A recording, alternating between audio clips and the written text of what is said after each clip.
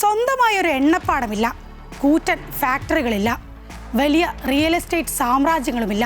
എന്നിട്ടും ഇന്ത്യയുടെ വ്യവസായ ഭീമൻ മുകേഷ് അംബാനിയെ പോലും പിന്നിലാക്കി ഒരു 43-കാരൻ ഏഷ്യയിലെ രണ്ടാമത്തെ ഏറ്റവും വലിയ കോടീശ്വരനായി മാറിയിരിക്കുന്നു.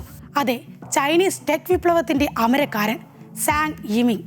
ബ്ലൂംബർഗിന്റെ ഏറ്റവും പുതിയ കണക്ക് പ്രകാരം $92.8 ബില്യൺ ആസ്തിയുമായാണ് ബൈറ്റാൻസ് കമ്പനിയുടെ സ്ഥാപകനായ സാങ് ഈ ചരിത്ര കുതിപ്പ് നടത്തിയിരിക്കുന്നത്.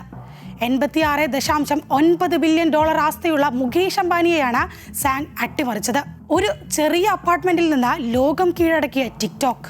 ചൈനയിലെ ഫുജിയാൻ പ്രവിശ്യയിൽ സിവിൽ സർവീസ് ഉദ്യോഗസ്ഥരുടെ മകനായി ജനിച്ച സാങ് നാൻകായ് യൂണിവേഴ്സിറ്റിയിൽ നിന്ന് സോഫ്റ്റ്വെയർ എഞ്ചിനീയറിംഗിൽ ബിരുദം നേടിയ വ്യക്തിയാണ്. മൈക്രോസോഫ്റ്റ് പോലുള്ള ആഗോള IT കമ്പനിയിലെ സുരക്ഷിതമായ ജോലി വേണ്ടത് വെച്ച് 2012 ബെയ്ജിങ്ങിലെ ഒരു ചെറിയ അപ്പാർട്ട്മെന്റിൽ നിന്നാണ് അദ്ദേഹം ബെയ്റ്റാൻസ് എന്ന സ്റ്റാർട്ടപ്പിന് തുടക്കം കുറിക്കുന്നത്. ആർട്ടിഫിഷ്യൽ ഇന്റലിജൻസ് ഉപയോഗിച്ച് ആളുകളുടെ താല്പര്യത്തിനനുസരിച്ച് വാർത്തകൾ നൽകുന്ന തൗദിയോ എന്ന പ്ലാറ്റ്ഫോം ആയിരുന്നു ആദ്യ വിജയം.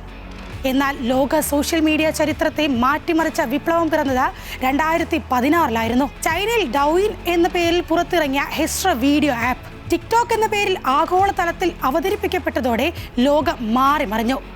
വിനോദം, മാർക്കറ്റിംഗ്, സംഗീതം എന്നിവയുടെ എല്ലാം സ്വഭാവം ലോകമെമ്പാടുമുള്ള 100 കോടിയിലധികം ഉപയോക്താക്കളെ തേടി ടിക്ടോക്ക് പാടെ തിരുത്തിക്കുറിച്ചു. വെറുമൊരു സോഷ്യൽ മീഡിയയല്ല, ഇനി കളി AI ലോകത്താണ്. ഇന്ന് സാങ്ങിന്റെ സമ്പത്ത് വൻതോതിൽ ഇരട്ടിയാക്കുന്നത് കേവലം സോഷ്യൽ മീഡിയ മാത്രമല്ല, ആർട്ടിഫിഷ്യൽ ഇന്റലിജൻസ് രംഗത്തെ അവരുടെ വൻ മുന്നേറ്റമാണ്. ചൈനയിൽ മാത്രം പ്രതിമാസം 30 കോടിയിലധികം ആളുകൾ ഉപയോഗിക്കുന്ന ഡൗബാബോ എന്ന AI ചാറ്റ്ബോട്ട് ബൈറ്റാൻസിന്റെ മൂല്യം കുത്തനെ ഉയർത്തി. ഓപ്പൺ AIയുടെ ChatGPTയോട് നേരിട്ട് മുട്ടാൻ ശേഷിയുള്ള ഒരു വൻകിട AI പവർ ഹൗസായി നിക്ഷേപർ ബൈറ്റാൻസിനെ കാണാൻ തുടങ്ങി. കമ്പനിയുടെ ഈ AI കുതിപ്പ് കണ്ട് ബ്ലാക്ക് റോക്ക്, ഫിഡലിറ്റി ഇൻവെസ്റ്റ്മെന്റ്സ് തുടങ്ങിയ ആഗോള നിക്ഷേപകർ പണമൊഴുക്കിയതോടെ സാങ്ങിന്റെ വ്യക്തിഗത ആസ്തിയിൽ ഒറ്റയടിക്ക് $24 ബില്യൺ വർധനവുണ്ടായത്. US ടെക് ഭീമന്മാരെ വെല്ലുവിളിക്കാൻ ഈ വർഷം മാത്രം $70 ബില്യൺ വരെ AI മേഖലയിൽ നിക്ഷേപിക്കാനാണ് ബൈറ്റാൻസ് പദ്ധതിയിടുന്നത്. പ്രതിസന്ധികളെ തകർത്ത ലാഭക്കുതിപ്പ്. അമേരിക്കൻ വിപണിയിലെ കടുത്ത നിരോധന ഭീഷണികളെ ഒറാക്കിൾ, സിൽവർ ലേക്ക് തുടങ്ങിയ US നിക്ഷേപകരുമായി ചേർത്ത് തന്ത്രപരമായിട്ടാണ് കമ്പനി മറികടന്നത്.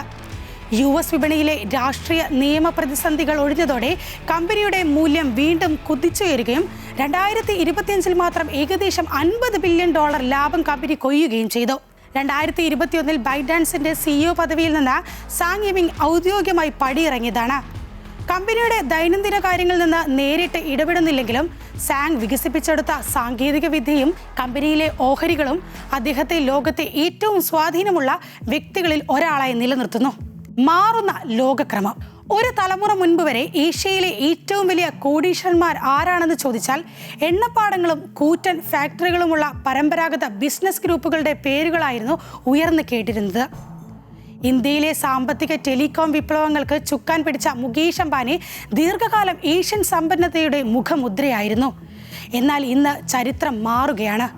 ലോകം മുഴുവൻ ഉപയോഗിക്കുന്ന അൽഗോരിതങ്ങളും AI സാങ്കേതിക വിദ്യയും മാത്രം നിർമ്മിച്ച ഒരു സോഫ്റ്റ്വെയർ എഞ്ചിനീയർ ആഗോള കോടീശ്വരന്മാരുടെ പട്ടികയിൽ പുതിയ ചരിത്രം കുറിച്ചിരിക്കുന്നു. സാങ് യിമിങ്ങിന്റെ ഈ അവിശ്വസനീയമായ വിജയം ഒരു കാര്യത്തിന്റെ വ്യക്തമായ സൂചനയാണ്.